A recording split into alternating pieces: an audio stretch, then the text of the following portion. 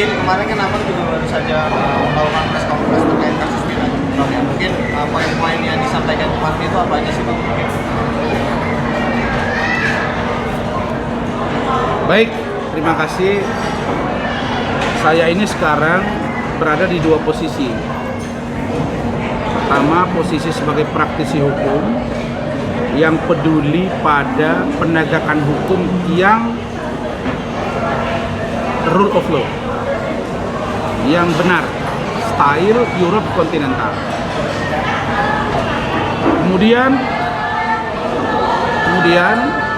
saya juga adalah pengacara dari saudara Yosi selaku kuasa hukum almarhum atau keluarga almarhum Eki atau Rizky, dan kuasa hukum dari keluarga dalam hal ini ayahnya almarhumah Vina. Saudara Yosi inilah orang pertama yang menerima kuasa dari kedua keluarga ini. Oke ya, mulai dari proses penyidikan, gelar perkara di Polda Jabar, sampai dengan proses putusan. Clear ya? Jadi kalau ada tadi seorang pengacara yang katanya otaknya brilian, berkilau, ya saya sudah bilang kalau you punya berlian berkilau, intelektualnya berkilau, nah, saya mengukur kadar keberkilauannya itu. Berkilau secara intelek, karena itulah indikator seorang lawyer yang handal. Pertama, dia tidak cuak-cuak di media, apalagi di Instagram, karena itu yang bicara one way communication. Kalaupun ada feedback komunikasi dari pertanyaan, itu lebih condong tidak pada kadar intelektual, karena Anda semua tidak orang hukum, banyak yang bukan orang hukum maksud saya, betul kan? Jadi kalau saya mau, sudah beberapa kali terjadi perdebatan di beberapa TV swasta, ini ada kaitannya. Nah, kenapa kok Anda tidak pernah nongol gitu? Nah, saya hari Selasa lalu ada di TV One, di situ saya jelas lihat di banner itu ada kuasa hukumnya dari Vina, yaitu saudari Putri, tapi nggak datang. Saya berharap Hotman datang. Hari Kamis saya ada di iNews interupsi live juga. Saya juga minta supaya datang, tapi tidak datang. Nah, ini saya diundang juga nih untuk nanti ada di situ diskusi dialog tentang Vina, Eki, Peggy, mungkin lain-lain, termasuk Mel, dan juga yang lain-lain. Nah, saya berharap saudara Hotman datang, karena setahu saya dia kuasa hukumnya. Ini bukan masalah perkara senior atau junior, dia bilang saya kasih pengacara junior. Nah, sekarang saya ini menurut saya tidak senior banget, tapi sudah lebih sedikit dari yang junior. Nah, artinya walaupun saya junior, saya pingin bukan nantangin dia nih, karena itu nggak baik ya. Tapi saya pingin tampil bareng dia untuk kami berdebat dalam pemikiran yang konstruktif terkait dengan kasus ini. Tuh. Jadi poinnya itu bahwa kalau ada yang meragukan dari video atau Instagram dari saudara Hotman, dia nggak sebut nama sih, tapi orang kan semua arahnya tahu. Pengacara baru, anak kesini, ya kami menduga itu arahnya kepada Yosi. Dan belakangan mengatakan ada pengacara yang sudah tidak punya yang sudah jelek track recordnya, minta duit sama klien-klien, itu banyak yang nanya ke saya. Saya tidak merasa itu bukan ke saya, karena saya alhamdulillah baik-baik saja, dan dia tahu bahwa masalah-masalah saya, termasuk masalah laporan-laporan terhadap saya, itu baru-baru ini sudah di SP3. Adapun masalah saya dengan dia terkait dengan Iklim Aktim, kita lihat aja proses hukumnya. Tapi yang pasti bahwa saya bukan membela Polri secara ujuk-ujuk, bukan. Atau saya membabi buta, tidak. Saya melihat bahwa proses penegakan hukum terhadap saudari almarhumah Vina dan almarhum Eki itu sudah berjalan di 3 instrumen, bahkan 4 penegak hukum. Pertama, lawyer sebagai fungsi pembelaan, penasihat hukum, pendampingan. Dia sudah berjalan, namanya Yosi. Yang kedua, fungsi penyelidikan, penyidikan. Itu namanya polisi, sudah berjalan. Yang ketiga, fungsi pemberkasan, bahkan ada yang disebut dengan pra-adjudikasi, yaitu pemeriksaan berkas, pemeriksaan penyidikan dan penuntutan di kejaksaan. Itu sudah berjalan. Yang keempat, persidangan di pengadilan. Ini sudah jalan. Nggak ada masalah di sini. Sehingga semuanya keluar. Dan yang disidangkan itu adalah terkait dengan pembunuhan. Kalaupun ada berita, putusan dan lain terkait dengan katanya masalah pemerkosaan dan lain-lain, tapi itu sama sekali tetap rangkaiannya bukan salah tangkap, gitu loh. Kenapa muncul saudara Yosi? Karena dia melihat dua hal. Kan selama ini dia nggak nongol tuh.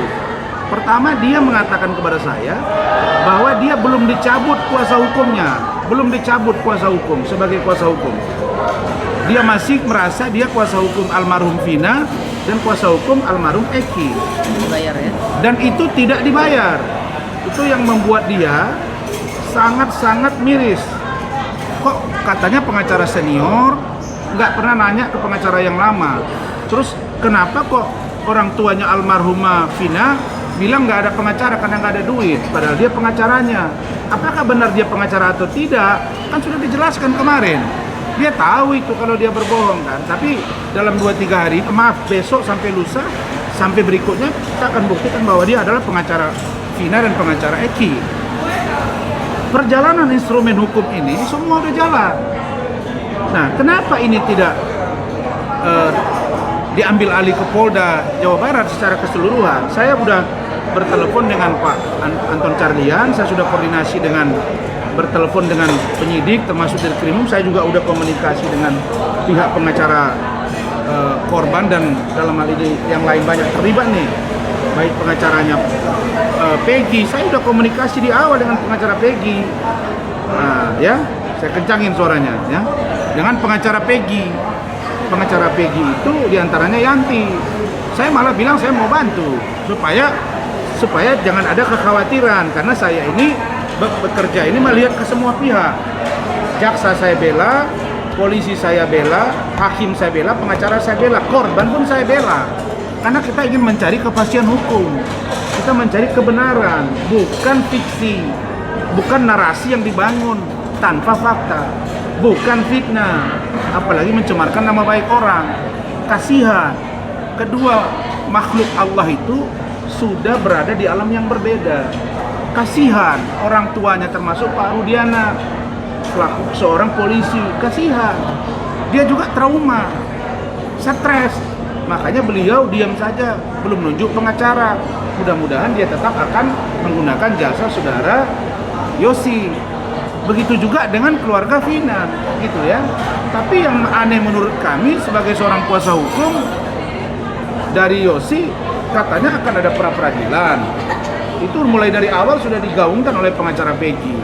Sekarang pengacaranya ada 70 orang. Kok nggak dilakukan prapinnya? Kapan gugatannya dimasukkan?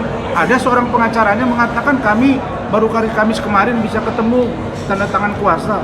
Saya kira tanda tangan kuasa itu hanya legal standing dari mereka melakukan upaya hukum.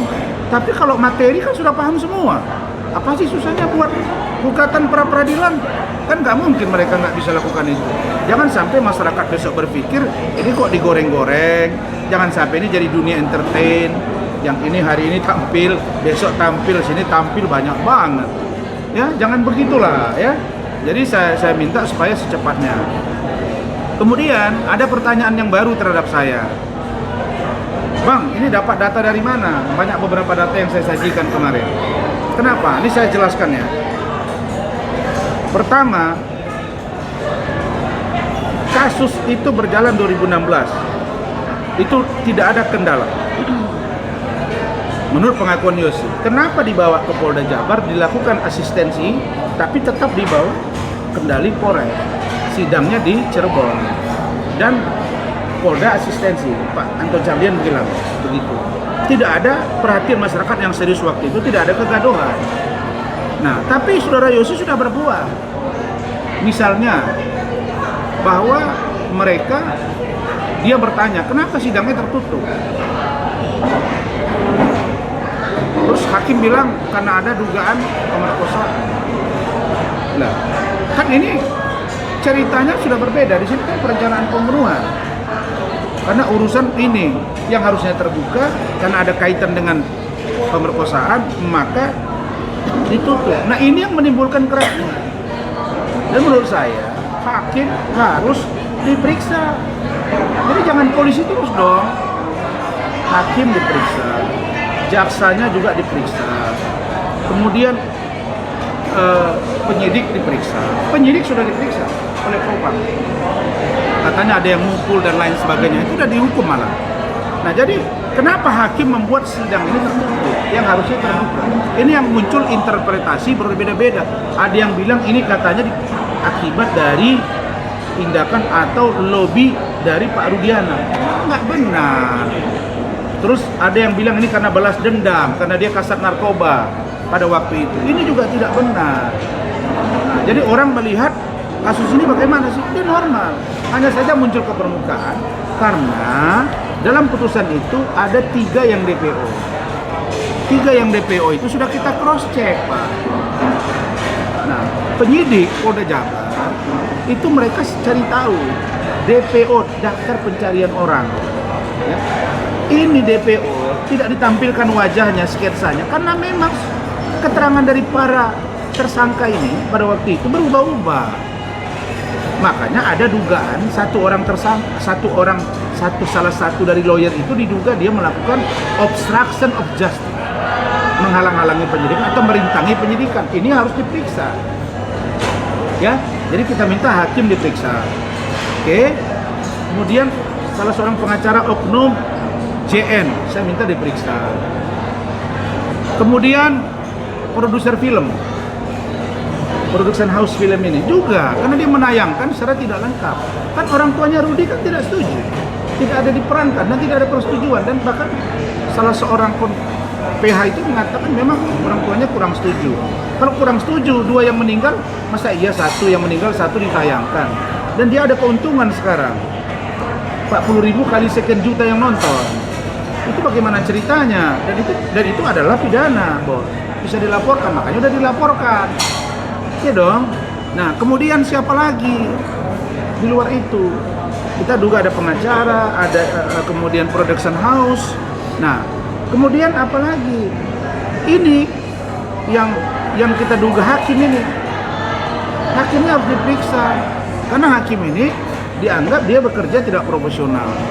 Nah, setelah muncul 3 DPO tadi, di cross check oleh penyidik, mereka lihat keterangannya berubah-ubah. Dari 8 ini, dari beberapa, ada yang 3 orang mengatakan, oh kami berapa lagi pelakunya? DPO berapa lagi? Ada yang bilang 3, ada yang bilang 5, ada yang bilang 2, bahkan kan bilang 1. Makanya mereka mengkerucut. Nah, keyakinan penyidik itu hanya 1. Mereka tangkap lah ini yang arah ke Peggy, dapat. Nah, pertanyaannya, pengacaranya bilang, oh kalau orang DPO itu kan harusnya dipanggil 3 kali, baru ditahan, baru digeledah. Lah, DPO bagaimana ceritanya Pak DPO dipanggil? DPO kan orang daftar pencarian orang yang udah nggak ditemukan kan? Ya dapat tangkap lah Pak. Gitu. Jadi kalau jadi pengacara, ya pakai data, pakai fakta, gitu loh. Terus kalau berkomunikasi jangan menjadi bias atau bias, gitu loh, ya. Nah, jadi itu menarik ya. Nah, kemudian jangan semua diserahkan. Nah, saya ingin kasih tahu sama Anda semua, orang melihat ini sosok Peggy siapa sih? Kan polisi bilang, mereka bilang ini identitasnya berubah-ubah. Nah, kita menelusuri.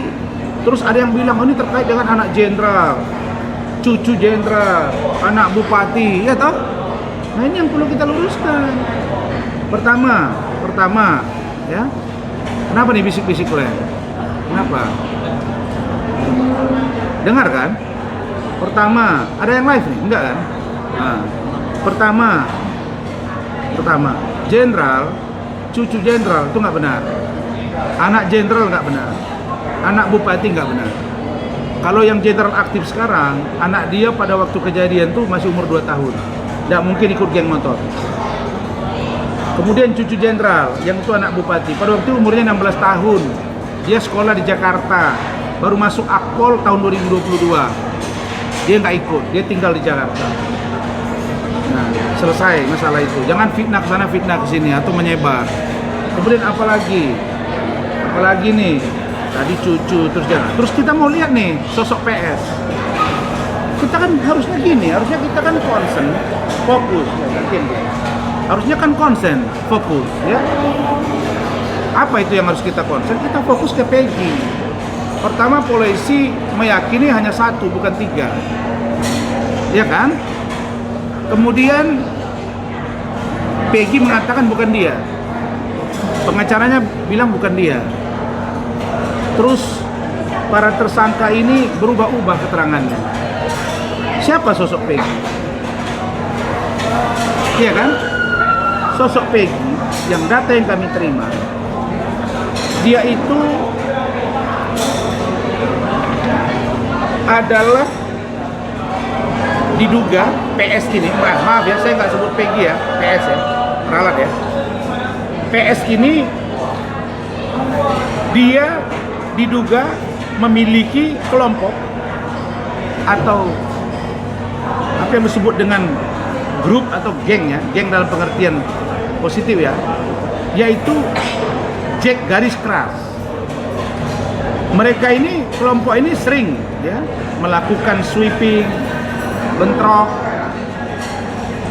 apabila ada pertandingan, dan mereka ini pendukung garis keras atau Jack garis kerasnya Persija di Cirebon. Dan itu saudara PS ini berada di garda terdepan.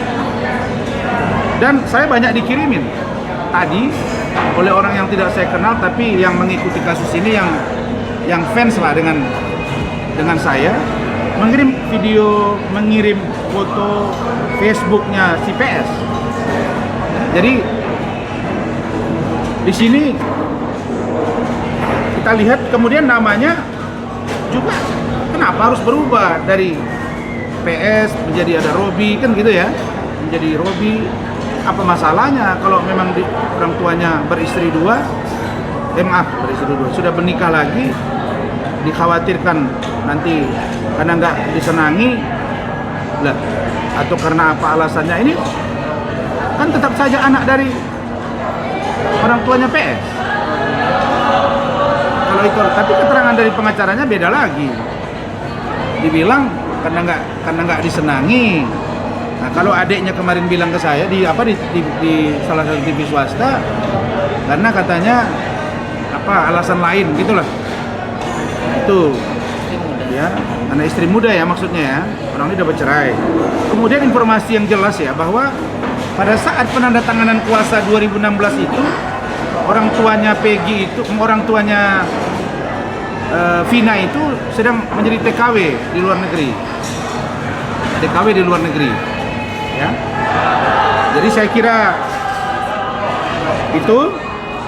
Dan tentang orang tuanya ini namanya berubah-ubah.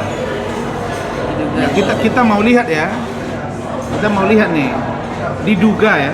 Tadi diduga dia punya grup atau namanya Jack Mania atau Jack garis keras.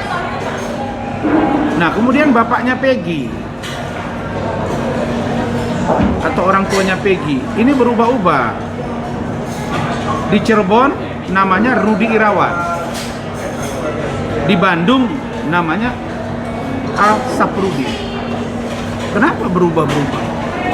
Nah, ini kita duga ada upaya untuk memutarbalikkan fakta dan melanggar Undang-Undang Kependudukan pasal 66. Nah, saya mendesak agar pelaku ini, kalau ini benar, agar polisi menyidik atau memanggil yang bersangkutan, karena ini ancaman pidananya 6 tahun. Biar terkuat semua. Jadi nggak ada di sini yang ditutup-tutupi. Nah, jadi polisi dengan terang benderang mengatakan bahwa kami berkeyakinan perkara Peggy yang buka mulut hal yang berbeda, 3 DPO. Kalau nanti ada pengembangan urusan lain, tapi polisi berkeyakinan 1.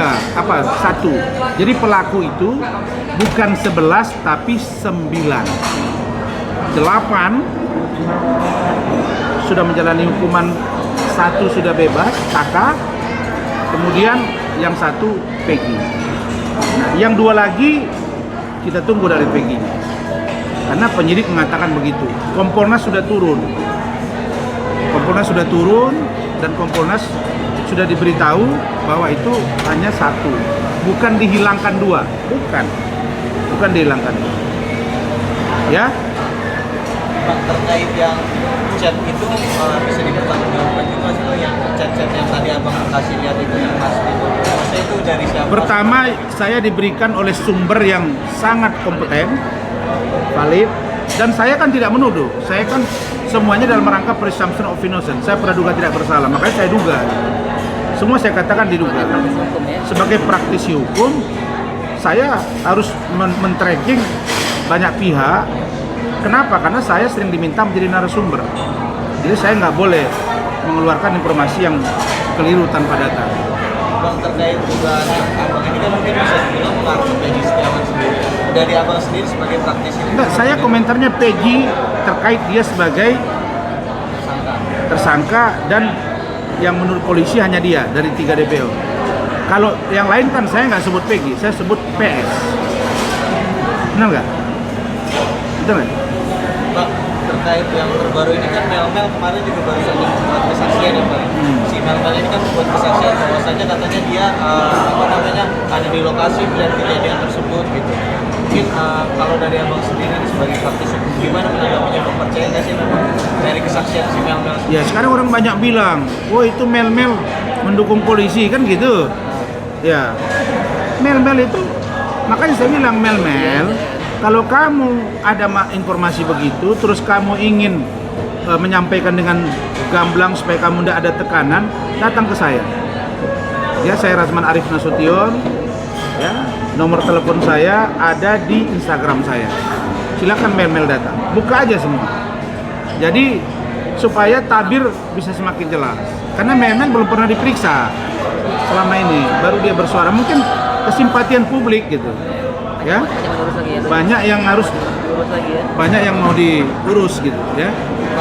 Menurut abang ini seperti semakin kayak bola liar nggak sih Bang? Ada saksi yang ini, saksi yang itu, saksi yang ini gitu. Jadi malah makin jadi blunder gitu. Ya, makanya memang bukan lagi malah jadi, memang jadi blunder. Iya, Nah, jadi saya bilang sekarang apa jalan tengahnya?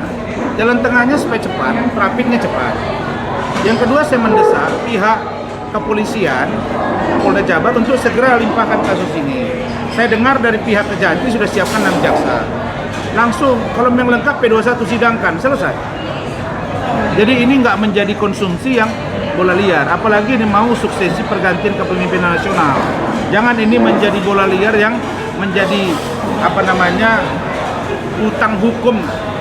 hutang proses hukum yang belum tuntas masa Pak Jokowi. Prestasi Pak Jokowi itu udah luar biasa bagus, dan Pak Prabowo Gibran itu dalam rangka melanjutkan. Jangan dikasih beban dia, biar dia berjalan menuju Indonesia emas gitu loh. Jadi pengacara ini makanya jangan berpikir ya kita itu kalau lakukan pembelaan jangan terlalu ngatur-ngatur. Emang lawyer itu kan ada batasannya. Hal teknis itu bukan urusan lawyer, itu urusan penyidik. Jangan masuk di ranah di luar pembelaan, masuk ke ranah urusan polisi, nggak bisa. Lawyer ada batasnya, polisi ada batasnya, jaksa ada batasnya, hakim ada batasnya, tapi masing-masing ada kewenangan. Ini nggak boleh saling tabrak. Nah, menurut saya si pengacara si beling-beling itu udah kelewat gitu. Nah, makanya tadi baru saya lihat ada orang pada kirim ke saya lihat ya sudah. Saya bermohon sekali kalau ada dialog terkait kasus ini, saya dengan beliau ditampilkan gitu, supaya kita enak membedahnya gitu. Saya akan lebih enak supaya rakyat lebih terang gitu. Versi dia, Vina ini bagaimana? Dengan Eki, versi saya bagaimana? Data yang dia punya bagaimana? Data yang saya punya bagaimana? Kemudian nanti biar dinilai dia kenapa ini akan berproses gitu. Ya, jadi jangan besok muncul saksi lain.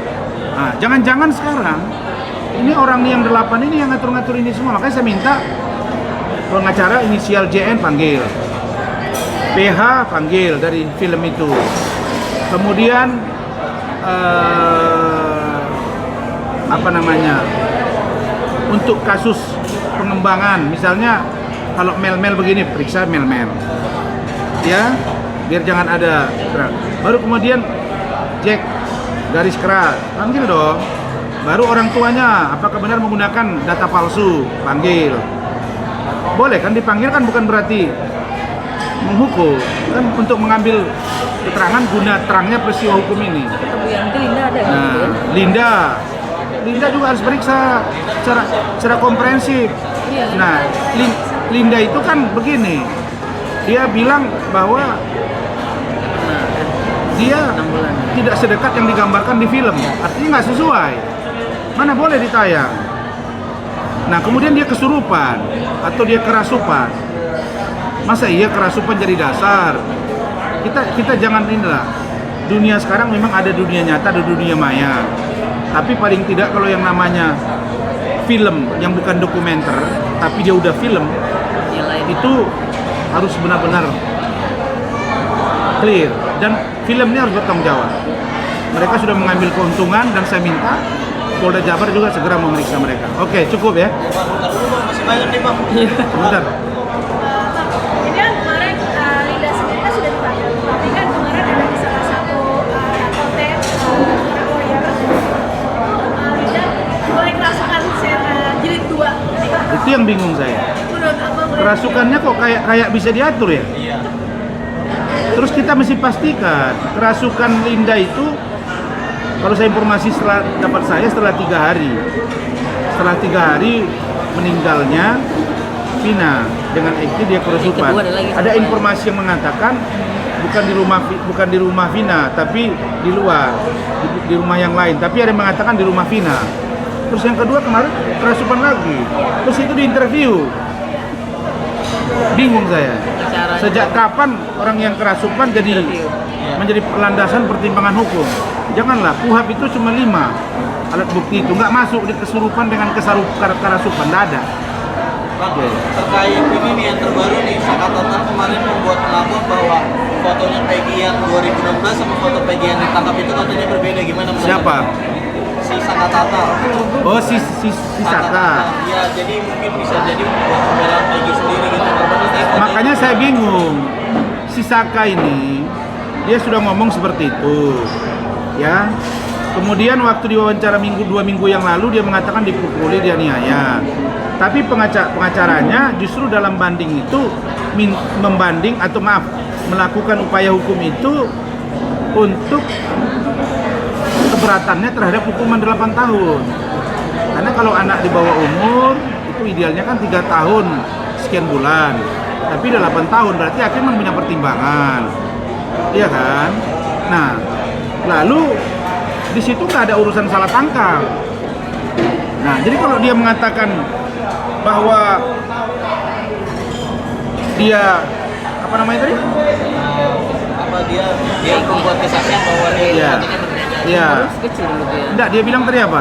Berbeda foto. Berbeda foto gitu kan. Kenapa nggak dari awal diomongi? Kok sekarang? Nah, itu pun saya minta polisi periksa Mel, periksa Saka, dan periksa yang lain-lain ini. Kan sekarang banyak yang kerja buruh, kerja ini, kerja itu, yang membawa ini kan, yang memberi kesaksian. Periksa semua. Nah, kalau ternyata ada yang berbohong, termasuk kelompok itu dan orang ini ada yang mendesain berbohong, tangkap, periksa. Karena membuat kegaduhan di bangsa. Ini bukan kasus yang remeh-temeh lagi sekarang. Awalnya 2 meninggal, ini toto kemana-mana udah. Pak Presiden pun minta dituntaskan. Ini saya yakin Polri, Pak Kapolri, Pak Kabar Eskrim, Pak Kapolda Jabar, Dirkrimum, semuanya saya yakin bisa menuntaskan ini. Makanya kasih kesempatan kepada polisi. Kemarin 8 tahun dibilang kok polisi kemana?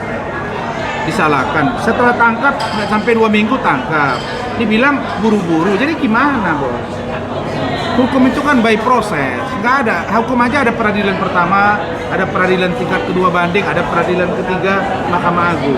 Itulah jalur hukum kita, itu hierarki hukum yang harus kita jalani, gitu loh.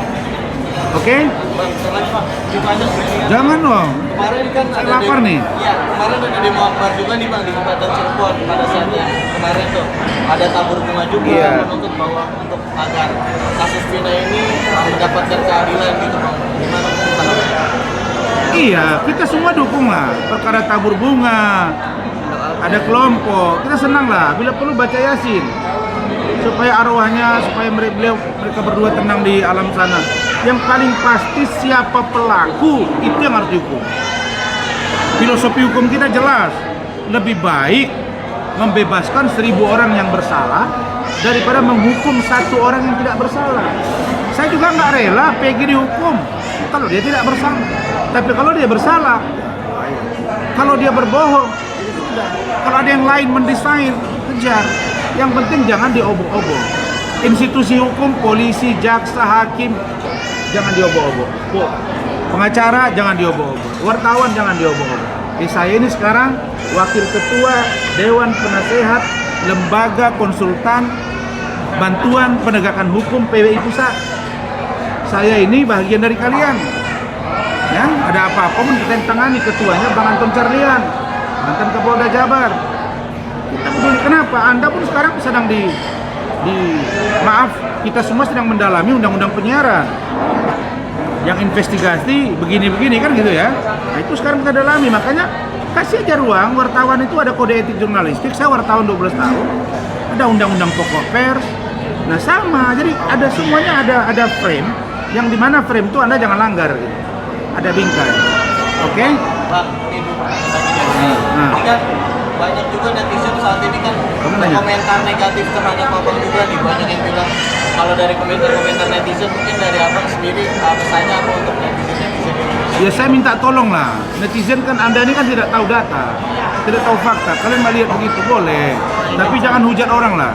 Gak ada guna juga, nambah dosa bagi kalian itu. Saya kemarin mau wawancara, tiba-tiba nelponin saya banyak banget. Ini ada chat, enggak ada saya I don't care. Yang penting bagi saya membela hal yang benar untuk penegakan hukum Indonesia. Tidak ada yang lain. Oke. Terakhir dari saya pesan untuk Peggy, untuk Mel-Mel dan para pelaku. Saya minta Peggy jujurlah. Ya, kalau memang Anda merasa tertekan, infokan ke saya. Mel-Mel juga. Mel-Mel komunikasi dengan saya. Ya, Mel-Mel komunikasi dengan saya. Dan ini pesan saya, jujur, dan jujur itu adalah hebat. Supaya kelihatan semuanya berjalan dengan baik. Begitu. Ya. Dek, bisa ditenangin nggak? Ini lagi wawancara. Instruksinya seperti apa saya mau lihat. Tapi saya pikir saya nggak perlu turun ke sana. Karena saya kan pengacaranya Yosi, biar Yosi yang ke sana. Terus saya praktisi hukum. Saya bisa lihat lewat media. Nah, jangan kayak ada pengacara pergi malam-malam ke rumah orang. Tapi saya nggak perlu itu bahas-bahas itu. Ya, oke? Semua Bang. Cukup ya, Dek.